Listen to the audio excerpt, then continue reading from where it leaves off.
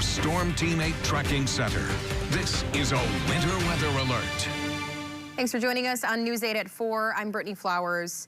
We're continuing to follow winter weather moving into West Michigan tonight. We have team coverage for you. Storm Team 8 meteorologist Blake Harms is live in Grand Rapids. But first, let's get to meteorologist Scott Larson, who's live in the tracking center. Scott, what are you keeping an eye on at this point? Hey, good afternoon, Brittany. We're just an hour away from the onset of our next winter storm. We have winter storm warnings inside of the pink region on your screen, up and down the lakeshore, leading further inland toward US 131 in Kent County. That's going to stay in effect until we get to 1 o'clock in the morning on Friday. The anticipation of seeing about 5 to 8 inches of snow within those regions. And as you move further inland, east of US 131, that's where we have winter weather advisories. Not quite as great of impacts, but even still about 3 to 5 inches of snow a possibility. That'll be coupled with wind gusts up to between 40 and 50 miles per hour. So that's likely to cause some low visibility, and we could see some power outages, especially along the lakeshore. There's the view in Grand Rapids right now. We have some drizzle, which is coming to the ground, and you can see that we have some wet surfaces. We are going to have the onset of some much colder air as we have a cold front continue to snap through, and that could lead to an icy situation as the evening evolves here. Let's look at Storm Track Live right now on satellite and radar. You can see the first wave of some of that drizzle and light rain, which is continuing to pass. And then behind it, you can also see our next round of snow, which is out near Muskegon and Holland at the moment. Visibility is limited toward Ionia and Lansing, down to 4 miles in Battle Creek and 7 in Kalamazoo. So an indication, once again, that we do have some of that drizzle lingering in the air. And the wind is also going to be problematic moving forward. You can already see some gusts between 25 and 35 miles per hour. As we expand the view, you can see some gusts between 40 and 55 miles per hour further west into Iowa and Minnesota.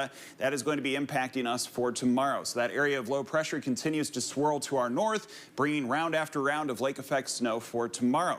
We're going to check out the travel situation now with Storm Team 8 meteorologist Blake Harms. He is live at Belknap Outlook. Blake. Yeah, hey Scott, we are live along I-196 near downtown where we can see the dark clouds on the horizon. The precipitation is getting close to starting. As of now, traffic is moving along just fine, but the thing that's a little concerning is that the pavement is wet.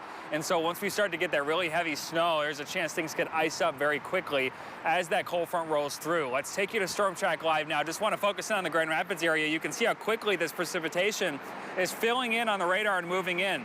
You'll notice the eastern edge is some rain, but I think that will pretty quickly make the transition over to snow. And as you can take a wider view over the entirety of West Michigan, you see more back building. So there certainly is some concern for the evening commute that things will go downhill very quickly, especially with the wind blowing. Boy, I tell you what, we can feel it out here right now. It is very cold already. So as you walk you through visibility futurecast, you can see that these areas of white are where we're expecting near zero visibility, and that encompasses most of the area later on tonight as lake effect gets going.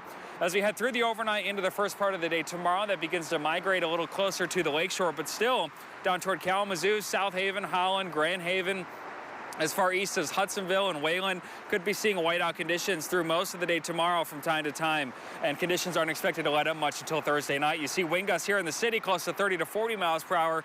Lakeshore gusts could approach 50 miles per hour. So this is going to be a high-impact storm. Fairly quick hitting for lake effect standards, but a high-impact storm that will likely affect the tail end of the evening commute, certainly the morning commute tomorrow, and likely the evening commute as well. No doubt you want to give yourself some extra time if you're traveling at all over the next 24 hours. Reporting live over the Belknap Lookout in downtown Grand Rapids, Blake Harms.